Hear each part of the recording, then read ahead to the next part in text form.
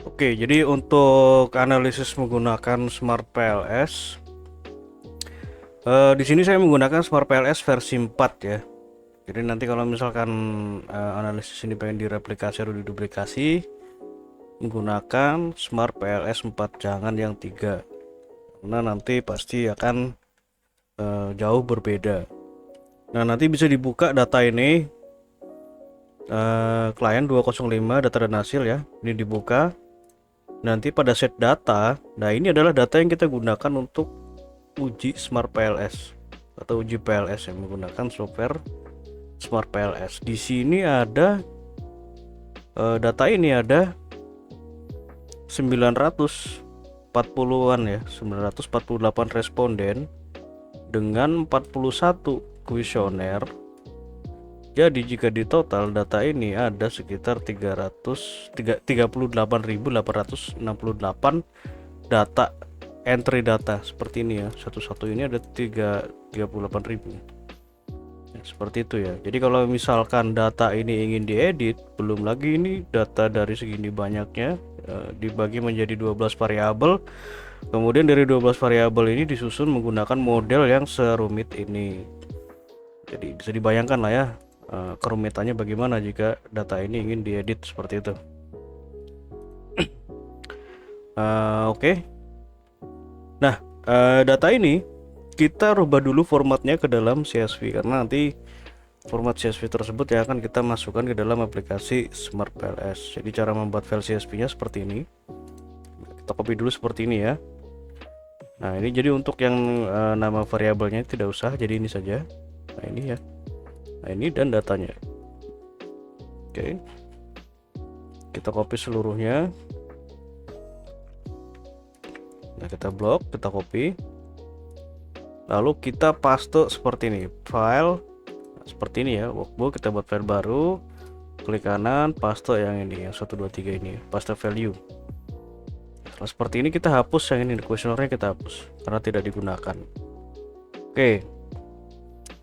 Setelah seperti ini kita klik file, lalu save as. Nah, lalu ini ya yang terpenting ya, nama ini bebas, diganti nama apa saja bebas. Kita tulis saja di sini adalah contoh CSV seperti itu. CSV.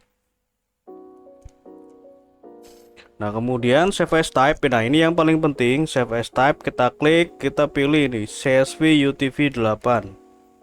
Oke, seperti ini bisa diikuti ya. Lalu klik save seperti itu. Jadi untuk penamaan CSV ini bebas. Nah, di sini saya sudah buat file CSV-nya yang ini, CSV Smart PLS ini ya. Jadi nanti bisa gunakan file yang ini saja karena hasilnya isinya sama ya dengan file CSV yang itu sudah kita buat. Jadi nanti bisa gunakan file CSV ini saja. Jadi seperti itu untuk cara membuat file CSV-nya. Oke, ini kita bisa close. Lalu setelah ini ya, setelah file CSV-nya terbentuk, nah di sini ada save file. Jadi save file ini memuat seluruh hasil analisis yang ada di sini ya. Ini bisa langsung di load di aplikasi Smart PLS. Jadi jika misalkan Anda tidak pengen ribet dengan semua input dan lain-lainnya, tinggal load file ini saja. Oke, nanti caranya saya tunjukkan ya. Nah, setelah file CSV-nya terbentuk seperti ini, kita buka aplikasi Smart PLS. Ingat di sini saya menggunakan Smart PLS 4. Dan jika belum punya softwarenya nanti bisa beli di Shopee ya, banyak yang jual, harganya sekitar 100 ribuan kalau nggak salah, dulu sekitar segitu, mungkin sekarang sudah agak turun.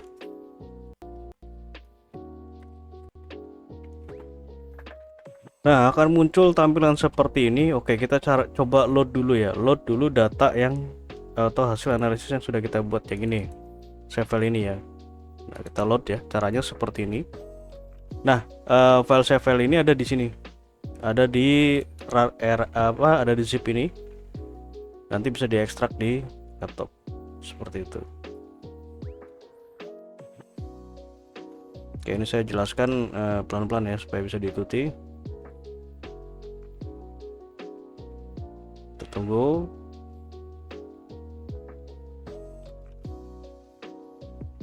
Nah, ini di sini ya. Nah, ini filenya itu di sini. Nah, kalau diekstrak nanti hasilnya akan seperti ini outputnya. Oke, nah seperti ini klik file, lalu ini ya, import project from backup file, kita klik.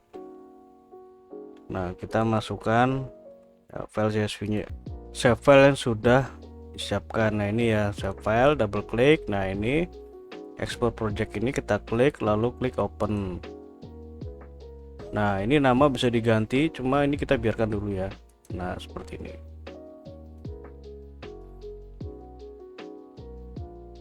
Kita tunggu sebentar.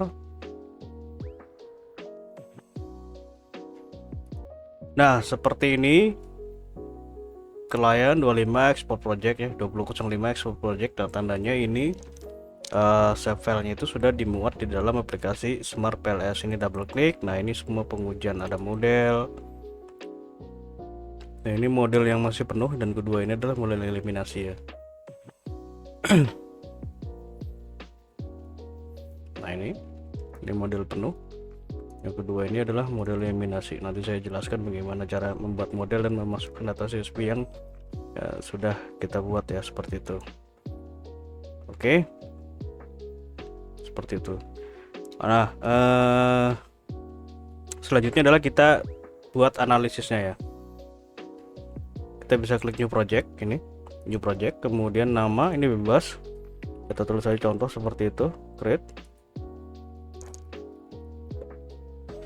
Lalu ini ya, import data file. Nah, kita masukkan CSV yang sudah kita simpan tadi. Nah, ini ya, CSV ya, klien 2005 CSV. Ingat, yang CSV yang dimasukkan, jangan yang ini. CSV kita klik lalu open. Nah, klik import.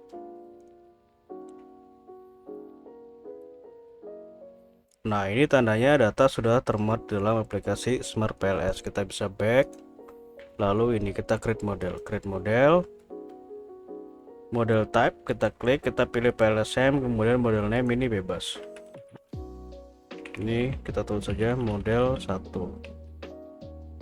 Save seperti itu. Nah, setelah seperti ini kita masukkan indikator ini ke dalam ini ya, lembar kerja sesuai dengan kelompok variabelnya. Nah, cara memasukkannya seperti ini.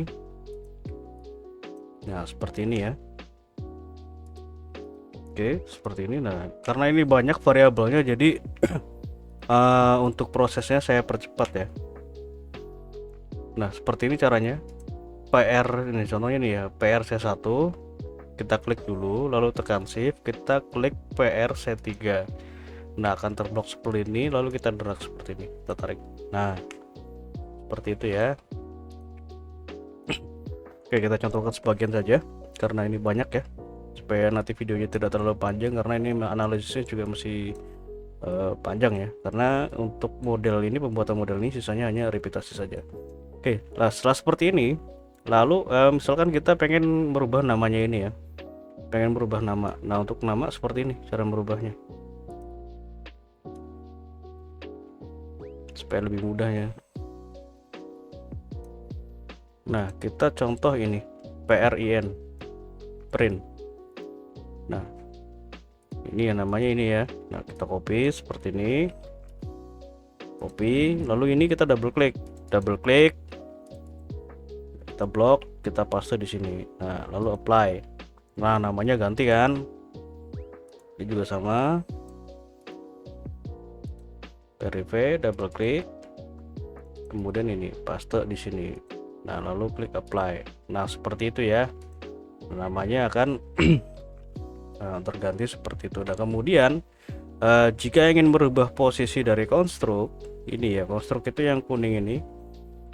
Nah, kita klik dulu. Nah, di sini ada indikator. Nah, ini kita bisa klik arah panah ini, nanti indikatornya ini akan konstruknya ini akan berpindah ya posisinya sesuai dengan arah panah.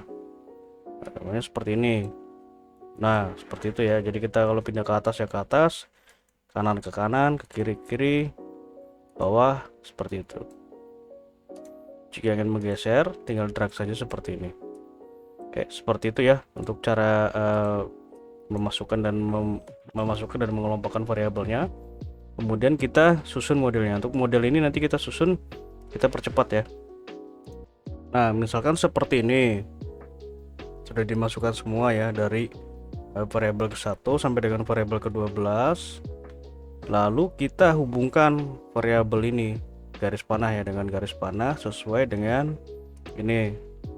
Nah, sesuai dengan model yang sudah dibuat. Nah, seperti ini dihubungkan harus sesuai ya, harus sama. Kalau ini ada yang beda nanti hasilnya juga akan berbeda. Jadi seperti itu, jadi harus teliti dalam memasukkan model garis panahnya ini, karena ini banyak panahnya. Kalau terlewat satu hasilnya pasti akan berbeda. Oke, caranya seperti ini.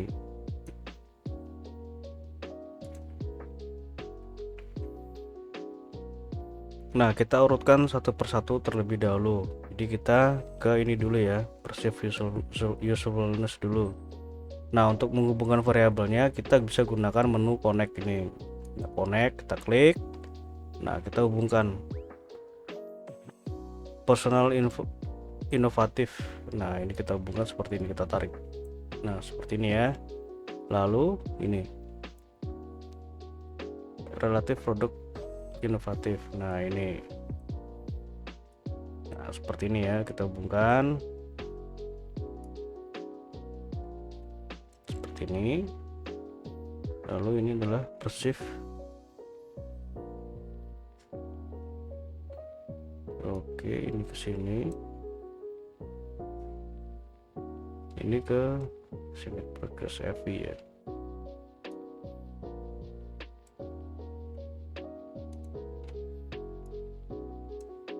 Sini seperti ini.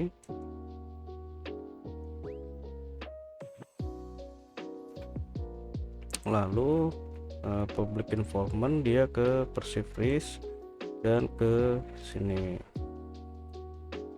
Nah, ini ke sini. Ini ke sini. Ini ke sini. Dan ini ke sini. Sini.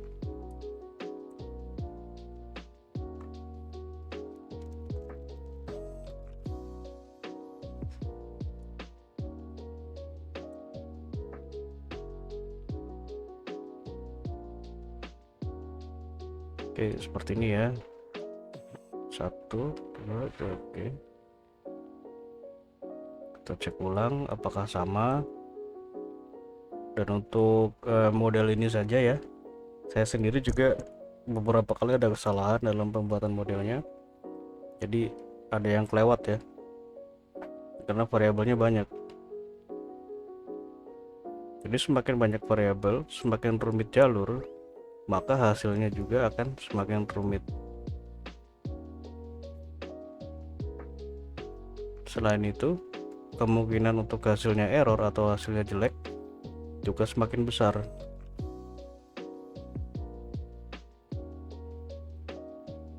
Oke, kita coba.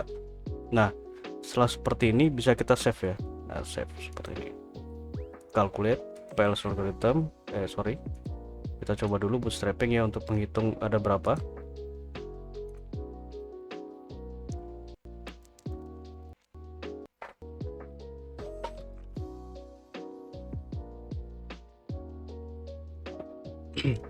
Nah, kalau misalkan data ini diedit ya, untuk skala 1 kali bootstrapping itu selama ini, dan edit data itu tidak bisa sekali 2 kali. Bootstrappingnya itu bisa puluhan kali atau ratusan kali untuk sekali perbaikan data ya. Makanya itu saya sarankan untuk model ini tidak usah diedit, jadi beritahu saja hasil apa adanya.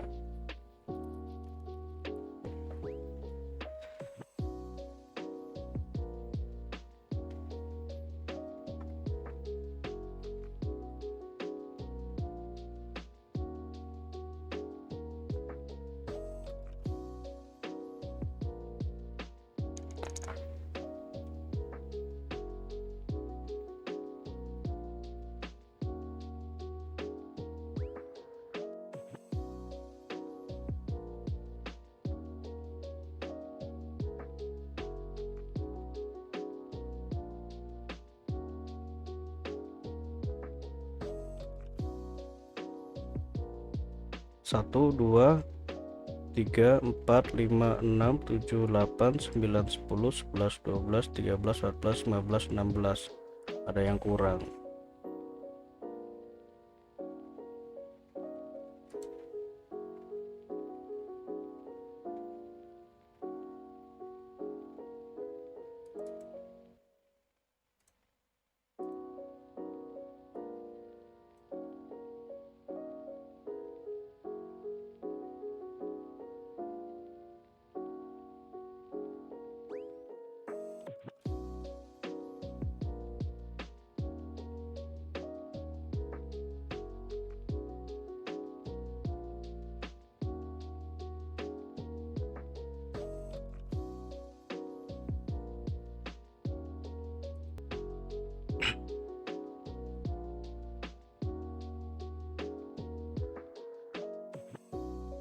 Nah, ini yang kurang ya.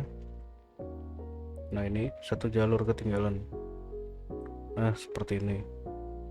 Oke, ini sudah lengkap. Perceive ease of use ke usefulness. Ya, betul. Save, calculate. Nah, ini sudah lengkap ya. Nah, oke, karena ini sudah lengkap, jadi kita langsung masuk ke analisisnya. Ini lumayan lama, ini udah 16 menit ya untuk modelnya saja. Nah, untuk model ini jadi ada outer model 1. Nah, ini ya, outer model 1 dan outer model 2. Jadi untuk outer model 1 itu kita mengeliminasi dulu nih. Eliminasi konstruk yang tidak valid. Nah, yang tidak valid di sini minimal itu loadingnya 0,4. Ada nilai AVE lebih besar dari 0,5. Nah, jadi ini wajib ya, nilainya harus lebih besar dari 0,4 dan AVE itu harus lebih besar dari 0,5. Seperti itu. Jadi kalau misalkan ini contohnya ya. Ini, nah ini kan sudah lebih besar dari 0,4, namun untuk AVE-nya ini masih di bawah 0,05. Jadi ini harus dieliminasi 1, PRC1 atau PRC3 karena ini nilainya terlalu tinggi, 0,944. Nah, karena ini terlalu tinggi maka ini akan mengganggu yang lainnya nilainya. Nah, yang saya lakukan di sini adalah saya eliminasi yang nilai paling tinggi ini. Seperti itu ya. Jadi tidak mesti seperti ini. Ini teori. Tapi dalam prakteknya pasti tentu akan bertemu kendala-kendala seperti ini.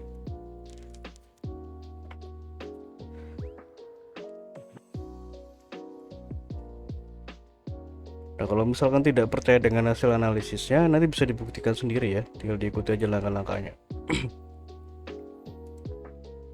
Oke.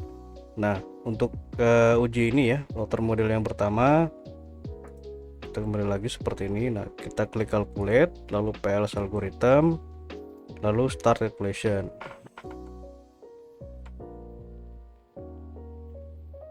Nah, seperti ini hasilnya. Nah, ini nanti tinggal kita copy seperti ini untuk gambarnya ya. Kita copy, lalu kita bisa paste di sini. Nah, seperti itu untuk gambarnya. Kemudian kita save hasil PLS algorithm yang pertama ini. Save, kita tulis di sini PLS algorithm yang pertama. Algorithm 1. Ya, create.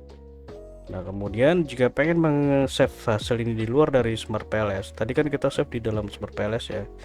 Nah, kalau kita pengen save di luar Smart PLS, caranya ini Excel ya. Kita klik Excel, lalu export. Nah, lalu kita save seperti ini.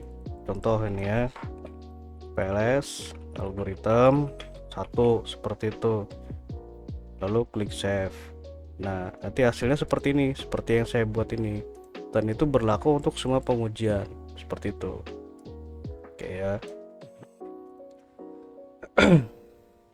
Oke, setelah seperti ini kita interpretasikan, yaitu pertama adalah autoloading terlebih dahulu. Tadi sudah saya beritahu di awal ya. Jadi ada satu yang kita eliminasi. Nah ini PRC ya, variable PRC itu adalah ini relative plus advantage. Dan di sini konstruknya, nah ini dia nih bermasalah nih. Nah ini, oke. Nah untuk eliminasinya seperti ini kan lengkap ya. Kita back dulu. Nah kita duplikat ini, klik kanan, duplicate. Nah kita di sini, modelnya, klik kanan di modelnya ini ya, duplicate. Lalu kita pilih di sini, kita beri nama model 2. Ini eliminasi. Pengen tukar. Nah double klik. Nah kita tadi kan sudah tahu ya mana yang kita harus eliminasi ya. Kita ulang lagi supaya nggak bingung.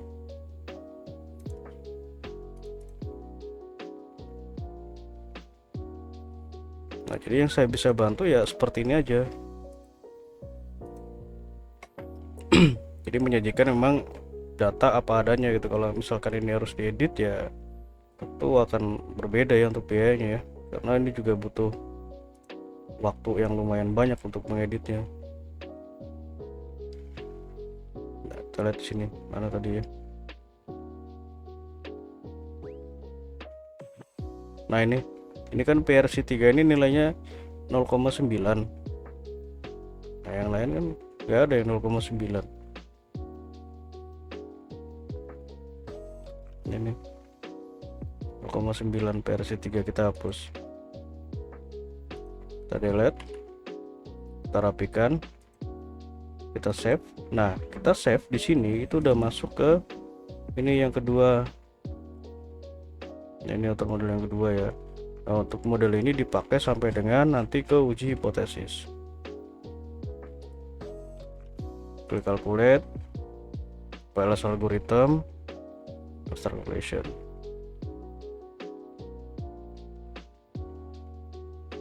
Oke, seperti ini. Nah, seperti ini hasilnya. Kita lihat di sini auto-loadingnya.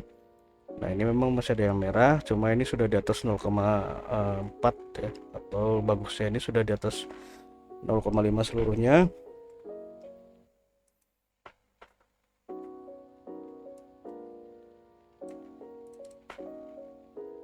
Nah, ini untuk interpretasinya ya. Kemudian AVE kita cek di sini di construct reliability and validity. Nah, ini AVE juga sudah aman ya, seluruhnya sudah di atas 0,5. Nah, kemudian untuk reliabilitas ini, nah ini masih ada yang merah. Cuma di sini ada nilai komposit. Komposit ini merupakan uji alternatif jika nilai kerbau alpha tidak terpenuhi. Bisa menggunakan nilai komposit. Nah, komposit ini seluruhnya sudah di atas 0,7, maka dapat dikatakan memenuhi atau reliable sehingga dapat digunakan untuk pengujian selanjutnya. Nah, kemudian di sini uji diskriminan. Uji diskriminan di sini kita menggunakan metode HTMT. HTMT dilihat dari sini ya, diskriminan. Nah, ini adalah uji HTMT-nya.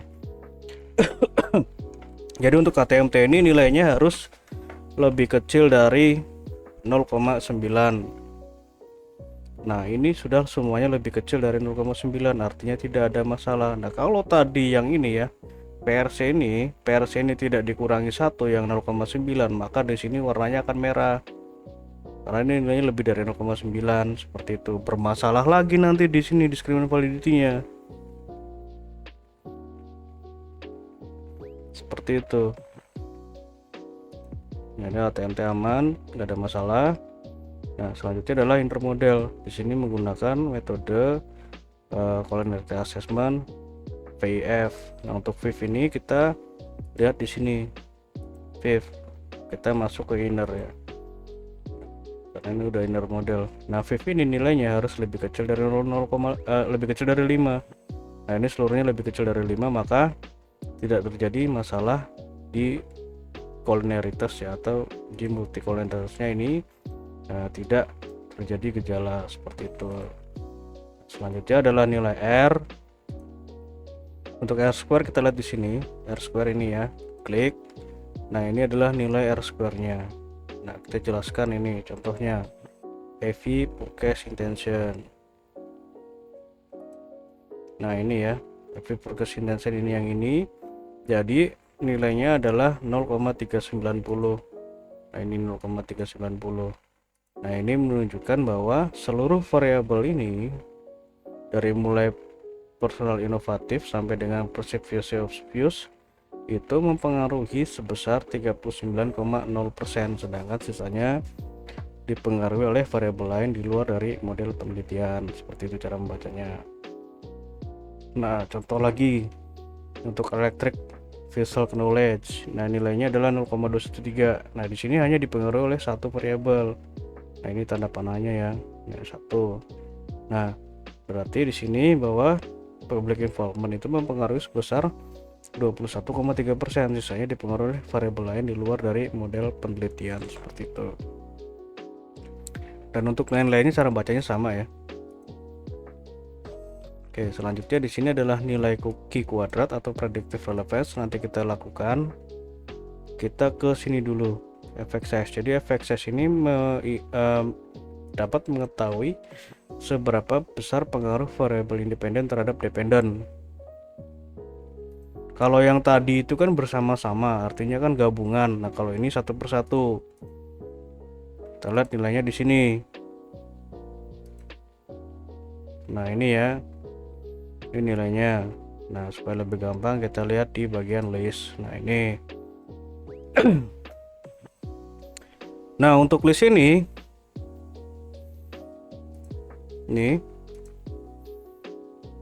besar kecilnya keterangan ini ya dilihat di sini sudah saya siapkan, jadi sudah tinggal kopas saja ini ya.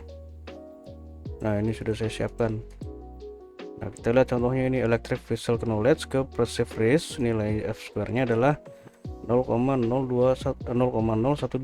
Nah itu apa ya, berarti pengaruh electric visual ke perceived risk itu berada dalam kategori yang kecil seperti itu, dan sisanya sama ya cara bacanya. Nah kemudian untuk predictive relevance analisisnya seperti ini caranya. Ini kita bisa back dulu, klik calculate, kemudian pilih menu blindfolding, lalu start calculation.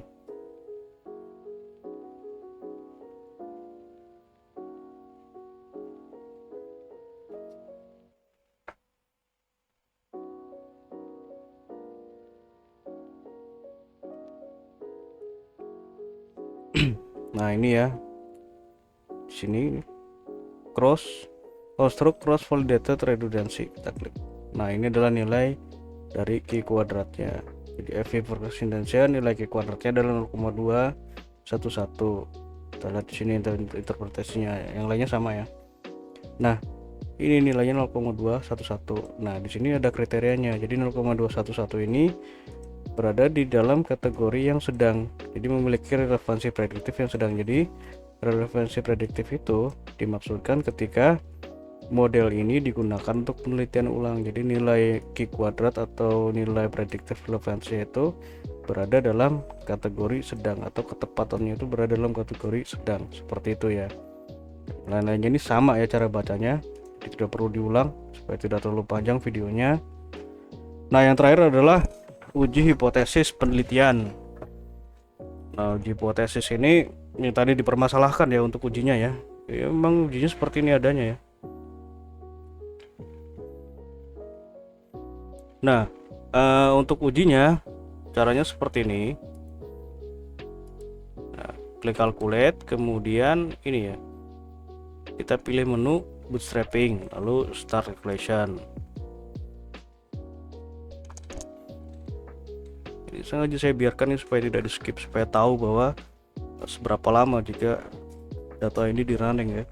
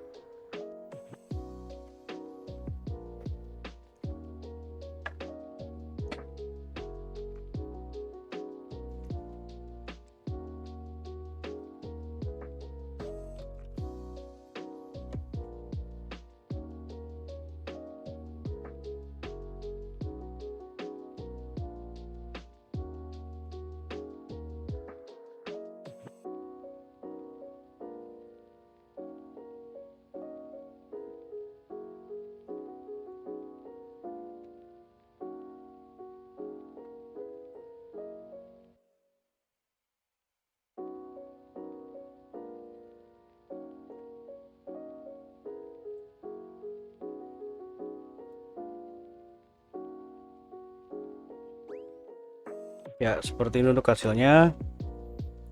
Jadi yang pertama kita lihat adalah path coefficient. Jadi path coefficient ini merupakan pengaruh langsung, sedangkan untuk ini specific indirect effect ini merupakan pengujian untuk variabel mediasi. Namun pada penelitian ini seluruhnya menggunakan pengaruh langsungnya, jadi tidak ada pengaruh variabel dari mediasinya. Nah, tapi misalkan kalau mediasinya itu ingin digunakan, nanti ada di sini ya, sudah saya siapkan, jadi tinggal kopas saja seperti itu. Nah, untuk ini yang kita perhatikan nilainya ada dua, yaitu original sample dan p-value. Original sample ini menunjukkan pengaruhnya itu positif atau negatif, sedangkan untuk p-value menunjukkan apakah pengaruhnya itu signifikan atau tidak. Nah, contohnya ini ya, electric visual knowledge ke passive freeze nilainya adalah 0,215. Ini positif karena tidak ada tanda negatifnya, sedangkan p-value 0,0111 itu warna hijau, tandanya lebih kecil dari 0,5. Maka electric visual terhadap passive freeze ini berpengaruh positif signifikan, seperti itu ya. Nah, electric visual ke passive FC of use berpengaruh positif signifikan. Nah, untuk ini yang merah ini tandanya tidak signifikan karena p-value nya lebih besar dari 0,5. Nah, yang contohnya ini yang ini ya, ini. Nah, untuk ini ada yang tanda negatif, berarti passive freeze terhadap passive visual mass berpengaruh negatif tidak signifikan. Nah, untuk ini public involvement terhadap passive freeze itu berpengaruh negatif signifikan, dan seterusnya seperti itu. Jadi yang perlu diperhatikan itu nilai original sample dan p-value nya, seperti itu ya. Oke, sekian untuk pengujiannya. Jika ada yang kurang jelas bisa ditanyakan. Terima kasih.